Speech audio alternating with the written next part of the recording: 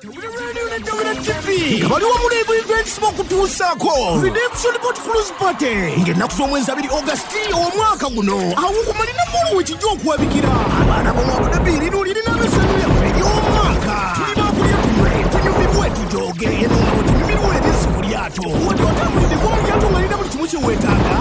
bw'onaasuka luno essanyu toliddamu kulisanga wantu walala wonna ati n'ogula tiketi yo nga bukyali era nga tiketi yagula ddala mu 200 yeetaaze tiketi kubira Ibu Events ku 052-22-05-821 oba ku 0509-52-3588 tiketi yajja gikutuusaako obulungi wonna w'oli mu Abu Dhabi ate mmwe abanaasasulira ku mulyango zijja kubaddira mu 500 wajja kubaona ettebe y'abantu abasatu kuddira mu 5 abaana babaguze etteebo ebyokulya ebyokunywa buli kimu kijja kubasanga nga buli anaabaguze tiketi kujja kubako ekyokulya n'ekyokunywa boarding time ojja kuba yasawa 2 olukusawo 3 tusimbule eryato mujje tujooge tunyumirwe bino binaaba by'amasappe tuli bakwekubya ebifaananyi bwe tuseeyeeya ku lizzi ku bwereere nga n'abaana balina birthdays kwolwo ate mmwe muli bakusonsowazibwa anti keeki tuli bakuzisalira ku lyato era nga mutegese bekikwatako nga bukyali basobole okubategekera yafikisa obuyima bwonna obwakabika olwo yaserekitiize dda nga biwagiddwa CP Coffee Academy, Pink Restaurant, bakafulumufuma emmere yonna ey'omulembe, Sim Shipping Company, Mariam Foundation, Motion yapewa n'adamibwa mu kintu kino,